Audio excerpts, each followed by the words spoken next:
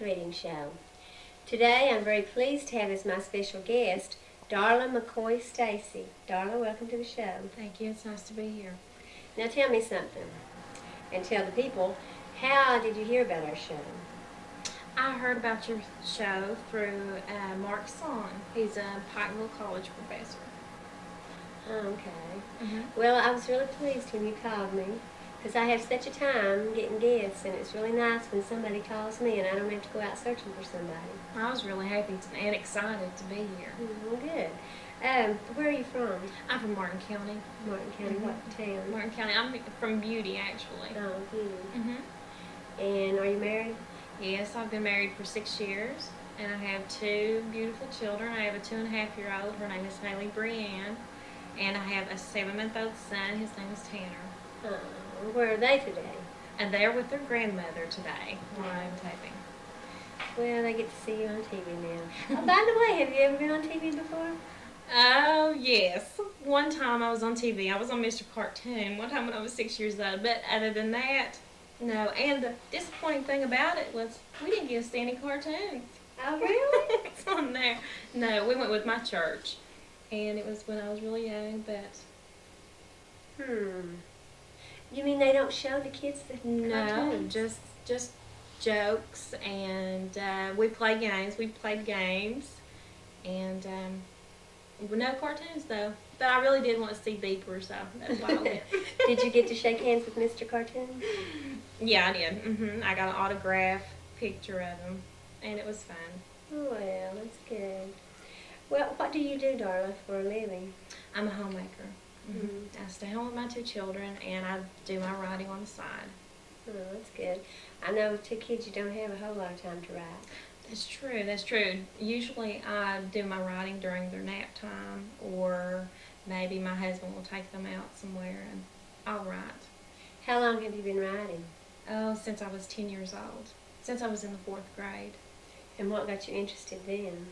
It was Halloween, and my 4th grade teacher told us that we could write a story.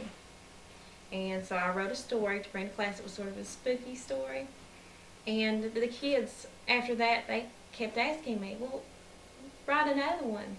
You know, my classmates did. So that sort of encouraged me.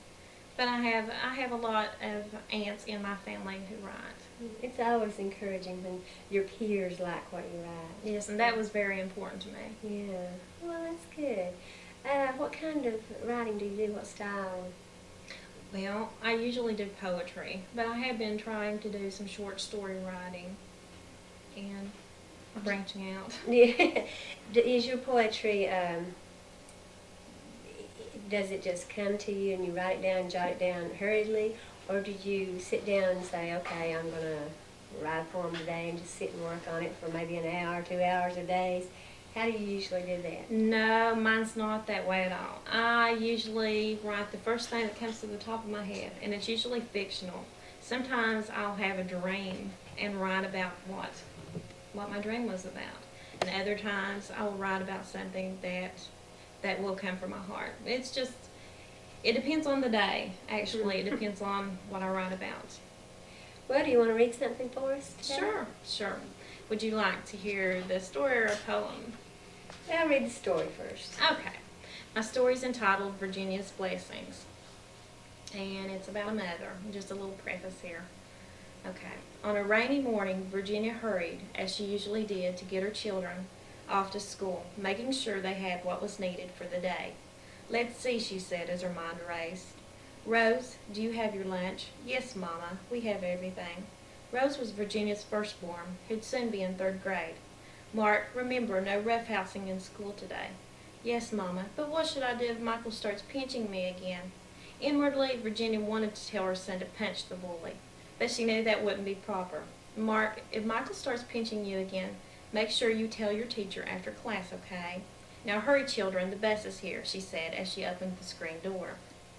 After her children left for school, Virginia sat down in her big, comfortable brown chair as she tried to catch her breath. This wasn't the first morning she'd awoken a half-hour late.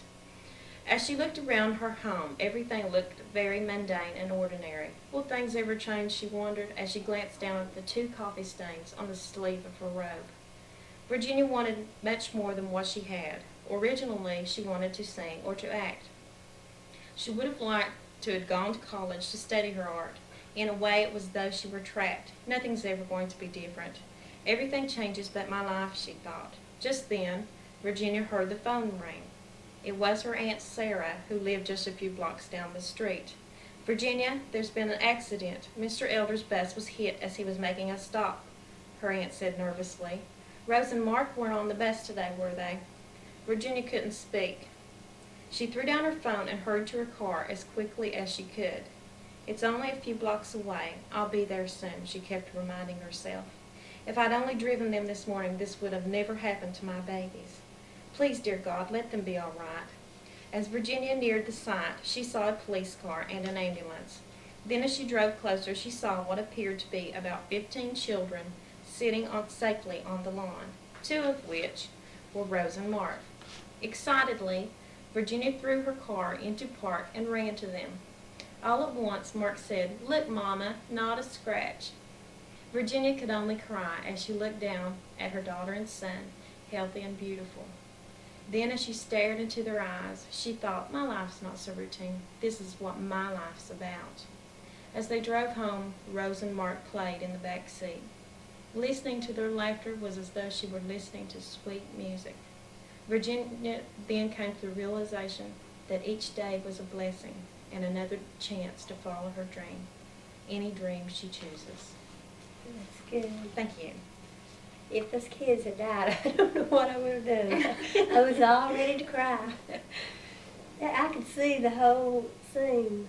You have a way with words. Thank you. Thank you.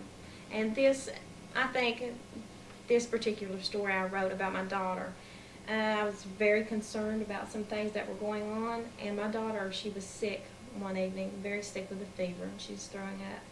And, you know, you should count your blessings before you... Mm-hmm.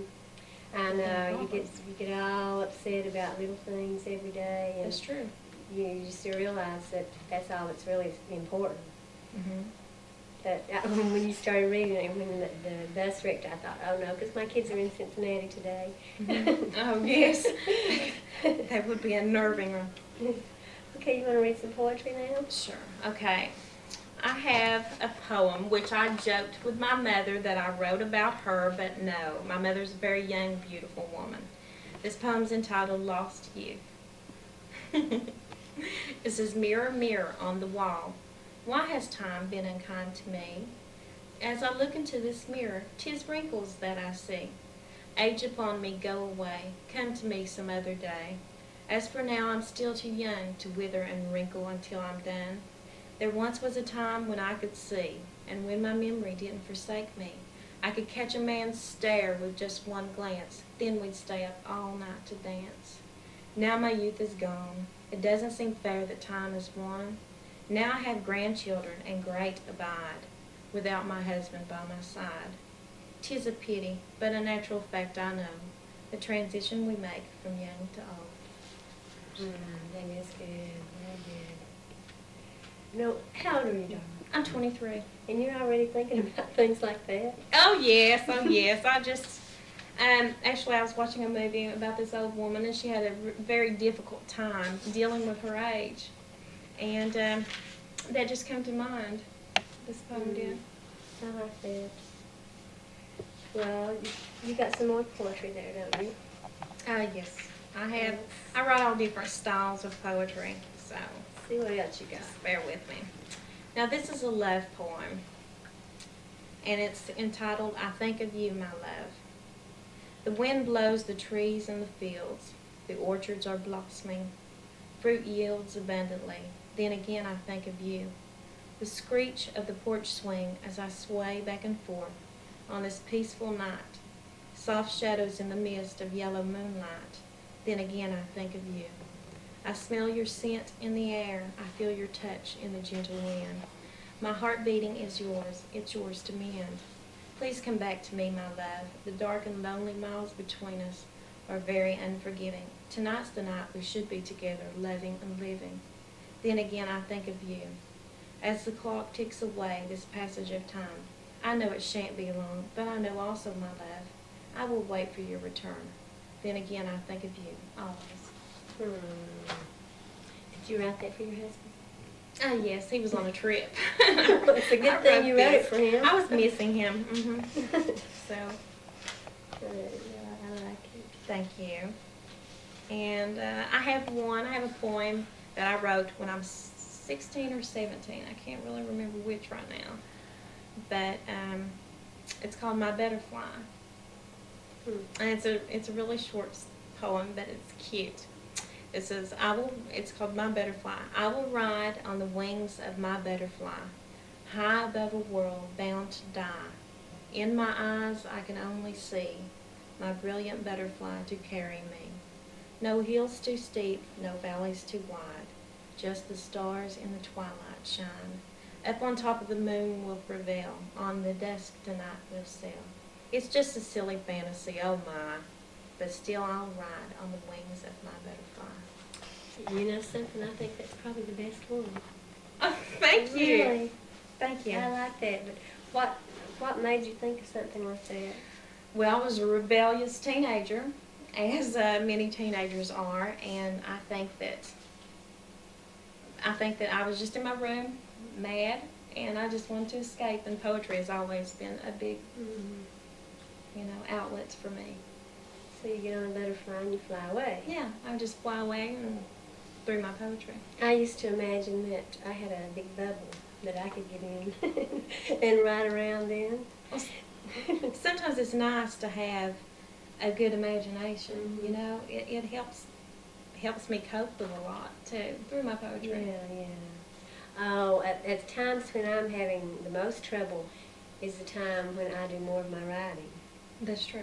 Because when you're happy, you don't need to write. You're happy. You can go about your business. But it's when you're sad or something is troubling you, you need to write it down and get it off your chest. Well, have you had anything published? No, not as of yet. This is really the first time I've ever tried to do anything with my writing. I've been what you call a closet writer because I would write and put it in the closet. So up to now, I've never pursued it. Yeah. Well, I did that for a long time. I wrote and I wouldn't let anybody read what I'd written because I was too embarrassed. Yes, that's completely the way I was. When you put your heart into something and then if somebody doesn't like it, then you feel rejected. But it took me until I was a lot older than 23 to be able to let somebody read what I'd written.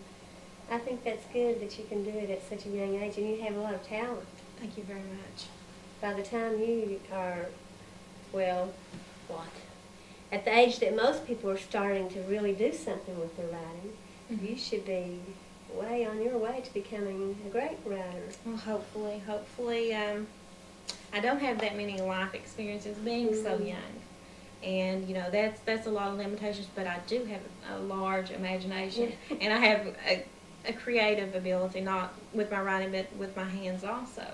So, I try to interweave the two and see what I can come up with. I will be going back to college this fall with a literature major. Where are you going?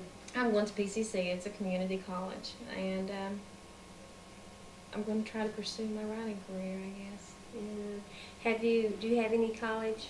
Yes, I do. I have 2 years at PCC, Prestonsburg Community College, but I was a nursing major.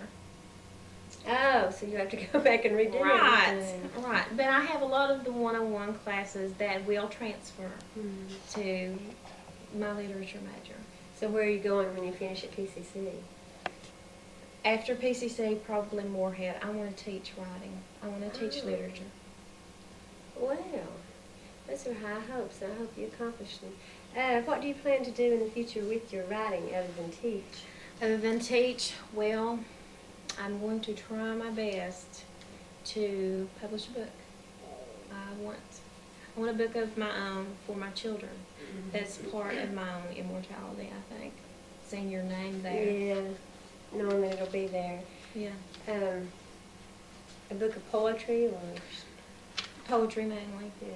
And there's not a great demand, I understand, with poetry, but if I can just get it out and publish it myself, then I'll do that if that's what it comes to. How long does it take you to write a poem? 15 minutes. So you don't put a whole lot of time into it. That's good. No, it comes real quick. Yeah. Quick. I mean, the words just. It seems to me that the ones that come quickly like that are the best. The ones that I've done. I sat down one time. It took me about half an hour to an hour to write one, and it wasn't as good as the ones that just come out in your head in the middle of the night and you jump up and jot them down on paper. That's true. Sometimes I'd lay in bed at night and a poem would come to me, and I didn't want to get up, you know. So I'd go over and over it in my head during the night so that I remember when I got up. But I think the best thing is to get up and write it down and go back to sleep. Well, I have an announcement to make today, and you may know some people who might be interested in this. It's for kids in school. I'll just read the announcement here. WPRG TV5's Writers Reading Contest. WPRG TV5 and the Writers Reading Program are sponsoring a personal narrative contest for students in grades 4 through 12. Judges will choose a winner and runner-up from each of the following groups: grades 4 through 6, grades 7 through 9, and grades 10 through 12. Winners will receive $50, and runners-up will receive $25. Prizes will be awarded on the Writers Reading Program by Dr. Don Bevins. This contest is open to any student in WPRG's viewing audience who is in one of the grades mentioned above, whether in public, private, or homeschool. Students wishing to enter should send one legible copy, handwritten or typed, of an original personal narrative to me, Ernestine Meade, P.O. Box 543, Betsy Lane, Kentucky, 41605. Please put your name, address, and telephone number on your personal narrative. The deadline for entry is December 15th of this year, and money for the prizes to be awarded has been donated by East Kentucky Publishing and MF Song Publications. Both of these are in Pikeville. For further information, you can call me at 606-478-9712 or 478-1820. And again, let me give the address. It's Ernestine Meade, P.O. Box 543, Betsy Lane, Kentucky, 41605. We hope we have a big response from this. Last year, Darla, I don't know whether you knew, we had a poetry contest. No, I didn't know. And we had a real good response from that. And the kids seemed interested, and the people seemed interested in watching the show. I really enjoyed it. So we thought we'd do this year with personal narrative, because with in the county schools, they write personal narratives all the time anyway. So we thought we might get a real good response from this. So if you have any sisters in school, or brothers, or nieces and nephews, or I have a nephew. maybe you could tell them about that. Okay, sure. And I sure do appreciate your being on the show today. And I'm not just saying this, I really think you're very talented as a writer. And maybe someday when you get your book, you can come back on and you can show us your book. Okay. How long in the future do you think that will be? Before my book? 10 years, maybe. 10 years. I know. Hey, you'll just be 33? 33. That's young. But I'm going to keep writing. Yeah. How many poems do you have? Oh, goodness. I don't know, actually. I have notebooks full of poetry. I read somewhere that, I think it was Emily Dickinson. It was either Emily Dickinson or Elizabeth Barrett Browning had written 250 poems. And so that is my goal, to get 250 good poems, ones that I'm proud of, so that I feel like I have accomplished something that somebody who's really famous for writing has done. And I've got probably, I'd say I've got about 200 right now. So I've been writing for a long time. But, do you have another poem? Oh, yes. Oh, I'm sorry. I thought you were finished. Oh, no. Fine. I brought one more. Read another one then. We've got time. Okay. This one is about my father and what any father should be. And it's called The Father, and what my father is to my children. What my husband is to my children. Gentle heart of the Father, loving by birthright, caring by nature, strong and true. Eyes warm as the ocean, hues of icy blue.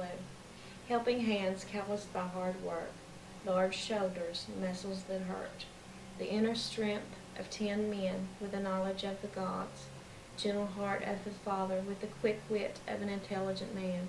Standing firm like unto a rock when all others can't take a stand.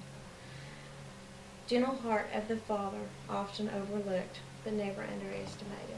And that's about my daddy. You know, when I talked to you on the phone and we were talking about poetry, and I said something about people who write poems that I don't remember exactly how I said it. But what I was talking about is poems that you can't possibly understand. Yeah. It just has a bunch of words thrown together.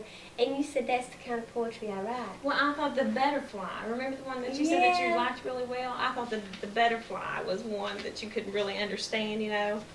Well, I thought I understood it, but I expected you to come in here with something that I wouldn't know what in the world you were talking about, and I'd think, oh no, what am I going to say about this poetry? But it's not like that at all. It's mature, and it's creative, but I think I understand it and I enjoy it.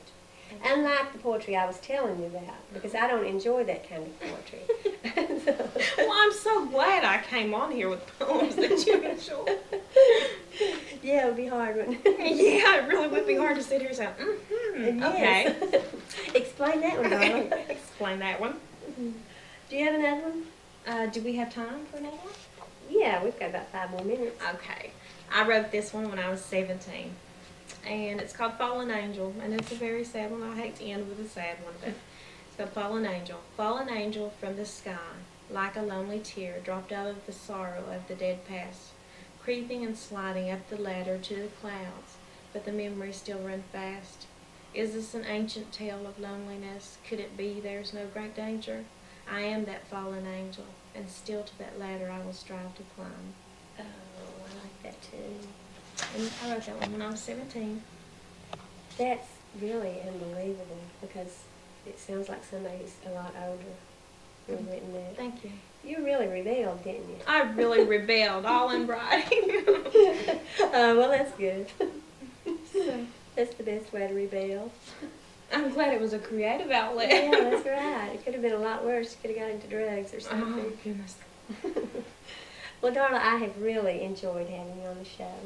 I really enjoyed being here. Well, good. And I hope maybe someday you will come back and bring some more poetry and maybe another short story or two and let people enjoy what you've done. Well, my first book.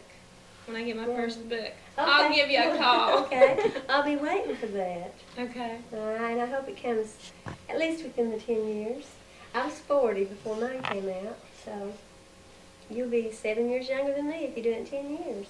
And any help that's out there, I would greatly appreciate it. Contact Ernestine, and she'll hook you up with me.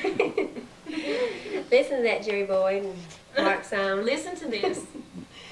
They're the two people right now that I know in this area that are publishing, and Jerry is really, I think, going to get into it pretty big time. So he may be of some help to you. And the other writers that are out there. You know, Jerry has been looking for people, illustrators and writers. So, and he's a writer himself. He was on the show a couple months ago. Well, I just sent a poem into the Kentucky Writers Association, which I'm a member now of the Kentucky Writers Association, and they rejected me, and I was so happy. I got rejected. I mean, it was my first rejection.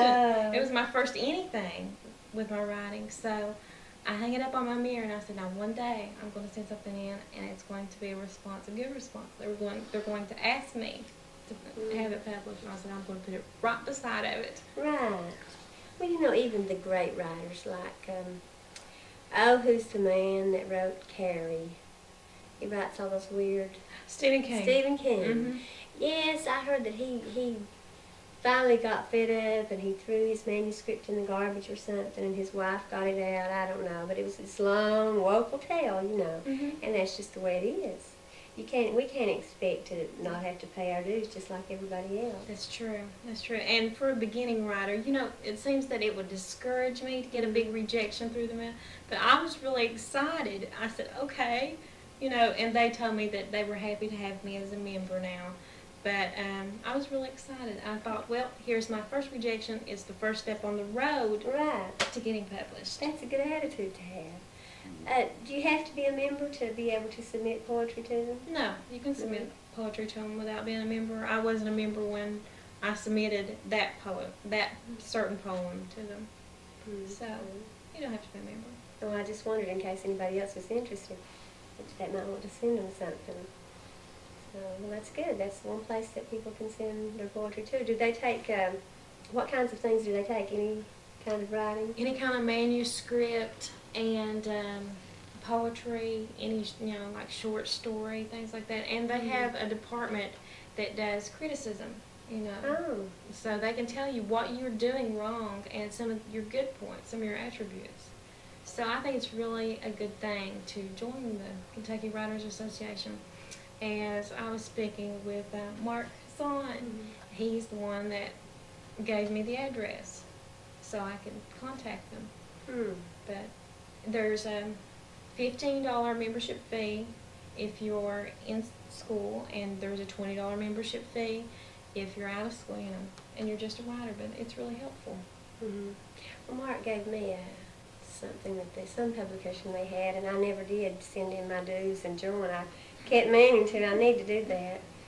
But Darla, I've really enjoyed it. Again, I say that, and you've really been a very good guest. Oh, thank you very much. I've enjoyed being here. I really have. Well, good.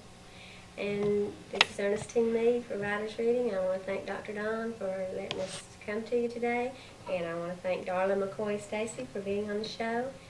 Thank you. And until next time, may God bless you.